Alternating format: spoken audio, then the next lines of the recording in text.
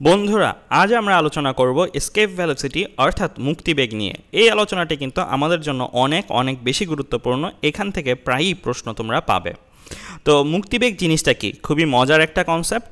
কোনো বস্তুকে ভূপৃষ্ঠ হতে ন্যূনতম যত বেগে ছুঁড়ে মারলে তা আর ভূপৃষ্ঠে ফিরে আসবে না, তাই হচ্ছে মুক্তিবেগ। অর্থাৎ তুমি ধরো একটা বস্তুকে পৃথিবী ছাড়া করবে, সো পৃথিবী ছাড়া করতে তুমি তাকে কত বেগে ছুঁড়ে মারবে সেটাই কিন্তু আসলে মুক্তিবেগ। সো আমরা মুক্তিবেগটাকে যদি একটু অ্যানিমেশনের মাধ্যমে দেখি, ধরো এটা হচ্ছে আমার অসীমের একটা স্থান, আর এটা হচ্ছে আমাদের পৃথিবী যেটার ভর কিনা ক্যাপিটাল এম। এখানে ধরো স্মল এম কেজি ভরের একটা বস্তু রাখা আছে। এই স্মল এম কেজি ভরের বস্তুটাকে আমরা কি করব? ওপরের দিকে ছুঁড়ে মারব। তো আমরা নর্মালি কি জানি, যে কোনো একটা বস্তুকে উপরের দিকে ছুঁড়ে মারলে সে কিছু একটা হাইট উঠে আবার সে নিচের দিকে পড়তে থাকে, তাই না? সো তুমি যত বেগেই ছুঁড়ে মারো কিছু একটা হাইট উঠে সে আবার নিচের দিকে পড়তে থাকে। কিন্তু তুমি যদি তাকে অনেক অনেক বেশি বেগে মারতে পারো তাহলে কি হবে? সে একটা সময় উপরের দিকে উঠতে উঠতে পৃথিবীর আকর্ষণ সীমার বাইরে সে যদি চলে যায় তাহলে কিন্তু সে আর ফিরে আসতে পারে না, অর্থাৎ মহাশূন্যে সে চলে যাবে। তো আমাদের টার্গেট হচ্ছে সেটাই, যে আমরা ন্যূনতম কত বেগে তাকে ছুঁড়ে মারলে সে আসলে পৃথিবীর সীমার বাইরে চলে যাবে, অর্থাৎ সে পৃথিবীতে আর ফেরত আসবে না। তো আমরা কিন্তু খেয়াল রাখবে ন্যূনতম কত বেগ সেটাই আমরা জানতে যাচ্ছি। ধরো আমি একটু মানের মাধ্যমে বুঝাই, র্যান্ডমলি কয়েকটা মান আমি বলি মুখে মুখে। ধরো তুমি তাকে 10,000 মিটার পার সেকেন্ড বেগে যদি ছুঁড়ে মারো, 10,000 মিটার পার সেকেন্ড বেগে ছুঁড়ে মারলে সে এখানে উঠে আবার সে নেমে আসে। তুমি তাকে ধরো 15,000 মিটার পার সেকেন্ডে মারো, ধরে নাও কথার কথা 15,000 মিটার পার সেকেন্ডে যদি মারো তাহলে সে ধরো পৃথিবীতে আর ফেরত আসে না। তুমি তাকে তাহলে 16,000 মিটার পার সেকেন্ড বেগে মারলে সে কি আর ফেরত আসবে না? সে তখনও ফেরত আসবে না। তুমি তাকে 20,000 মিটার পার সেকেন্ড বেগে ছুঁড়ে মারলেও কিন্তু সে ফেরত আসছে না। আমি কি বলেছি? 15,000 মিটার পার সেকেন্ড থেকে আসলে এই জিনিসটা শুরু হয়েছে। তুমি যদি তাকে 14,999 মিটার পার সেকেন্ড বেগেও ধরো ছুঁড়ে মারতে, তবেও সে ফেরত আসতো। একমাত্র 15,000 থেকেই হায়ার ভ্যালুগুলোতে, 15,000 বা তার হায়ার ভ্যালুতে তুমি যদি ছুঁড়ে মারো তবেই সে ফেরত আসছে না। তাহলে ন্যূনতম কত বেগে মারলে আসলে ফেরত আসছে না? 15,000 না? তো 15,000 থেকে আসলে সেই জিনিসটা শুরু, যেখান থেকে সে আর ফেরত আসবে না। তাহলে মুক্তিবেগ হিসেবে কাকে আমরা বলবো? 15,000, 20,000, 25,000 কাকে বলবো? 15,000কে বলবো, রাইট? কারণ 15,000 হচ্ছে সেই মিনিমাম ভ্যালু, যেটার থেকে কম মারলে ফেরত আসবে, যেটার থেকে বেশি মারলে ফেরত আসবে না। অর্থাৎ ওই ভ্যালুটা থেকেই আসলে ফেরত না আসার শুরু। তো আমরা সেই ন্যূনতম কত বেগে কোন গ্রহ থেকে ছুঁড়ে মারতে হবে ফেরত না আসার জন্য সেটাই বের করব। তো মুক্তিবেগকে কি দিয়ে প্রকাশ করা হয়? মুক্তিবেগকে প্রকাশ করা হয় ভিই দিয়ে। এস্কেপ ভেলোসিটি যেহেতু, তাই এটাকে প্রকাশ করা হয় ভিই দিয়ে।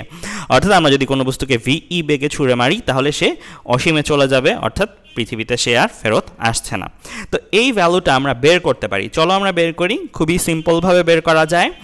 আমাদের এখানে চিন্তা করে দেখো তো, আমি এই বস্তুটাকে এখান থেকে এইখানে পাঠিয়েছি, রাইট? সো এইখান থেকে পাঠিয়েছি, এটা কি বস্তুর আদি অবস্থান। তো আমরা আর আই আর আর এফ বলতে কি বুঝেছি? আমরা কাজ ক্ষমতা শক্তিতেও পড়ে এসেছি, গত ক্লাসেও পড়ে এসেছি। আর আই কি ছিল?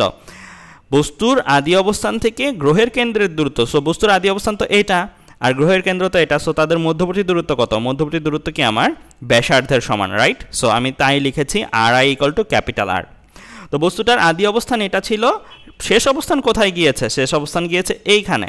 সো এটা হচ্ছে বস্তুটার শেষ অবস্থান, আর এটা হচ্ছে গ্রহের কেন্দ্র।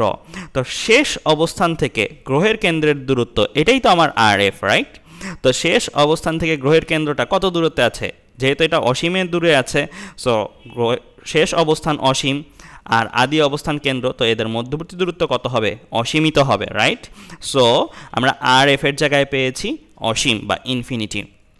তো আমরা কেন এই জিনিস দুটি লিখলাম? কারণ আমরা বের করতে চাই হচ্ছে এই যে বস্তুটাকে ছুঁড়ে মারলাম, ছুঁড়ে মারার ফলে তো আমার কাজ করতে হয়েছে, ছুঁড়ে মারার সময় আমার কিছু কাজ করতে হয়েছে। কত কাজ করতে হয়েছে সেই কাজটা আমরা বের করব। আমরা জানি ওঠানো নামানোর ক্ষেত্রে কৃতকাজের ফর্মুলা হচ্ছে G capital M small M 1/ri minus 1/rf। So R I আর আর এফ আমরা অলরেডি জেনে রেখেছি যে এই ঘটনার জন্য আর আই কত, আর এফ কত। ক্যাপিটাল এম কি বোঝাচ্ছে? ক্যাপিটাল এম বোঝাচ্ছে আমার গ্রহের ভর, আর ক্যাপিটাল আর কি বোঝাচ্ছে? ক্যাপিটাল আর বোঝাচ্ছে আমার গ্রহের ব্যাসার্ধ, জিত মহাকর্ষ ধ্রুবক। সো এইটাকেই আমরা আর আই আর আর এফ এর ভ্যালু যদি বসালে কিন্তু 1/∞, আমরা জানি 1/∞ কত হয়? 0 হয়ে যায়। সো এটা 0 হয়ে যাবে।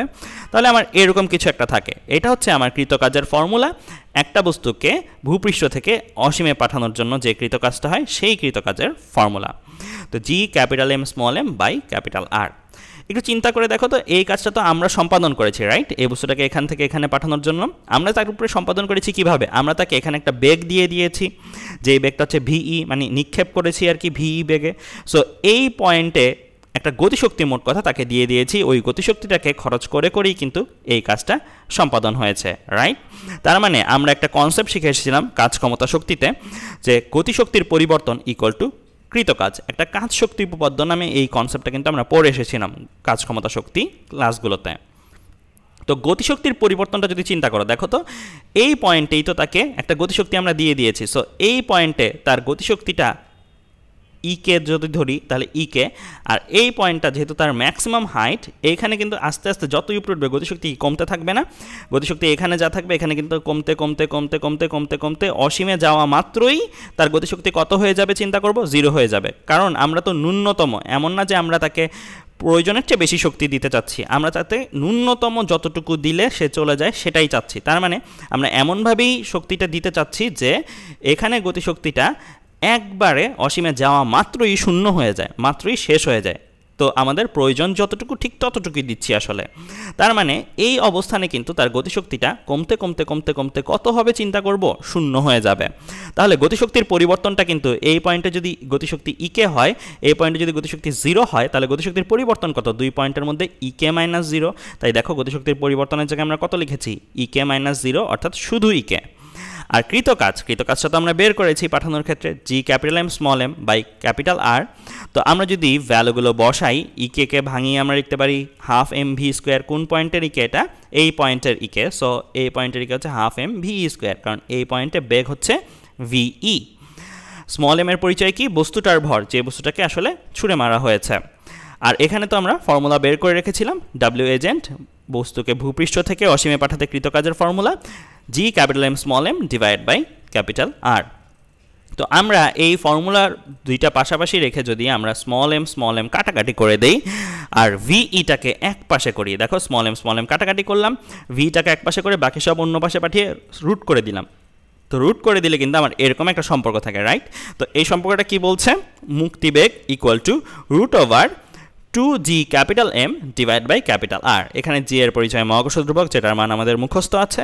ক্যাপিটাল এম গ্রহের ভর, আমাদের এখানে যেহেতু গ্রহটা পৃথিবীর থেকে পাঠানো হয়েছে, সো এটা পৃথিবীর ভর। ক্যাপিটাল আর গ্রহের ব্যাসার্ধ, যেটাও আমাদের মুখস্থ পৃথিবীর জন্য। তো অন্যান্য গ্রহের ক্ষেত্রেও কিন্তু মুক্তিবেগের একই সূত্র, এমন না যে এটা পৃথিবীর ক্ষেত্রে মুক্তিবেগের সূত্র। এটা কিন্তু পৃথিবী ছাড়া, তুমি ধরো চাঁদের পৃষ্ঠের মুক্তিবেগ চাও, তাহলে চাঁদের ভর বসাবে, চাঁদের ব্যাসার্ধ বসাবে, তাহলে চাঁদের পৃষ্ঠের থেকে একটা বস্তুকে ছুঁড়ে মারতে ন্যূনতম কত বেগে ছুঁড়ে মারলে তার ভূপৃষ্ঠে ফিরে আসবে না, সেই মানটাই কিন্তু তোমরা পেয়ে যাবে চাঁদের ভর চাঁদের ব্যাসার্ধ বসালে। তেমনিভাবে যে কোনো গ্রহেরটাই কিন্তু আসলে এই সূত্র দিয়ে বের করা যায় মুক্তিবেগটা।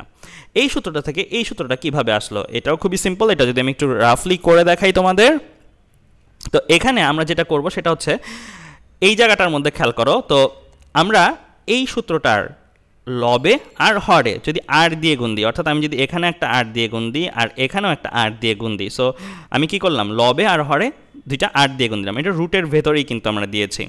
মোট কথা আমি রুট আর আসলে লবে আর হরে গুণ দিয়ে দিচ্ছি, কারণ রুটের ভেতরে যেহেতু গুণ গিয়েছে, তার মানে এটা রুট আর আসলে গুণ দেওয়া হয়েছে। সো ওপরে আমার থাকছে 2gm আর, আর নিচে আমার থাকছে কি আর স্কোয়ার। তো এখন এখানে লক্ষণীয় বিষয় যেটা, সেটা হচ্ছে তোমরা এই অংশটা যেটা, যে আমি যতটুকু মার্ক করছি গ্রিন কালার দিয়ে, সো এই অংশটা যেটা, এটা কি জিএম বাই আর স্কোয়ার না? So GM by R square এটা কি ভূপৃষ্ঠে অভিকর্ষজ ত্বরণ নির্ণয়ের ফর্মুলা ছিল না, স্মল জি এর ফর্মুলা ছিল।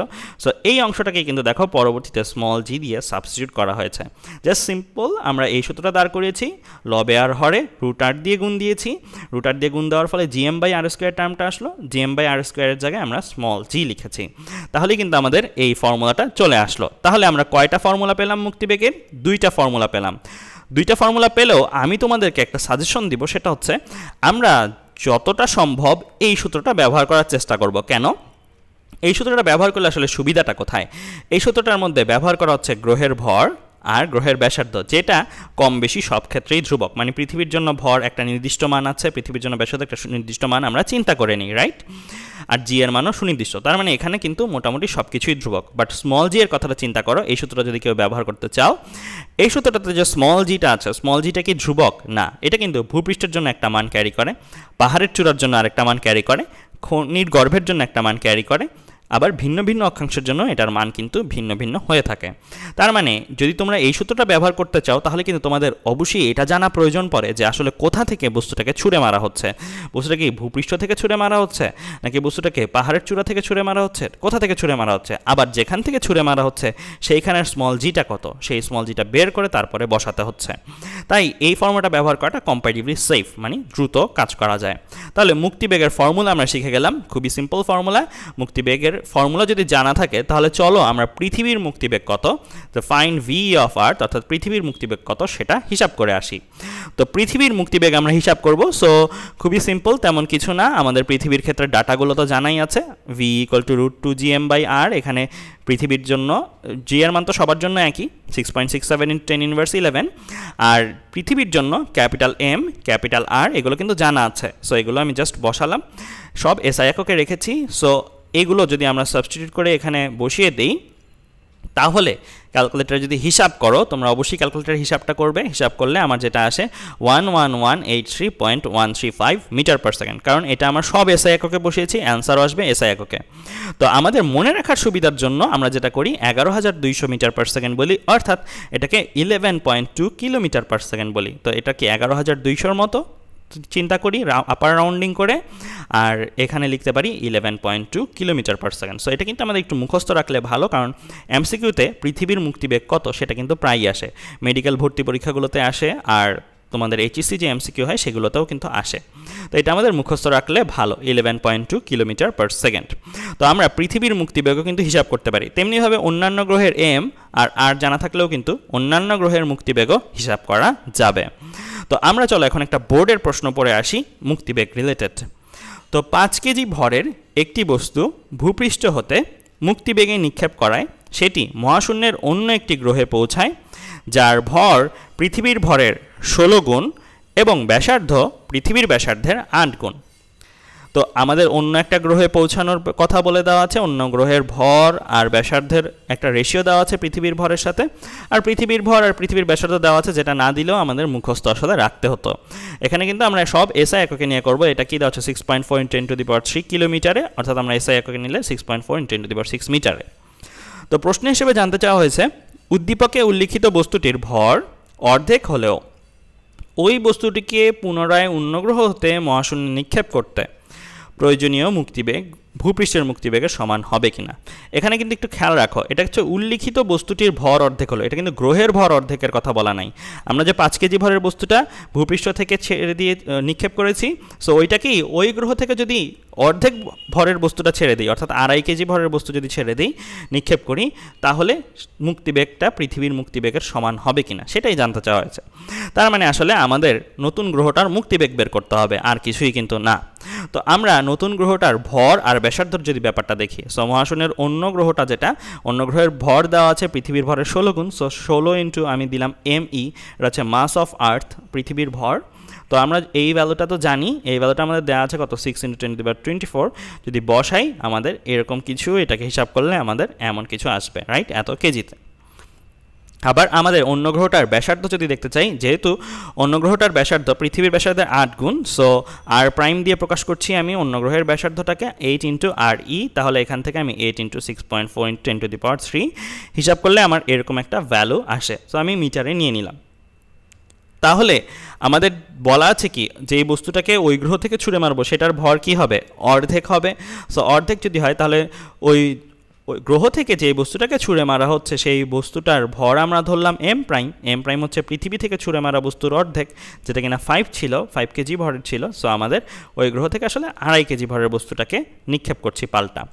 তো আমরা মুক্তিবেগ বের করতে চাই। সো মুক্তিবেগ বের করার ফর্মুলা আমরা জানি, V = √2gm/R।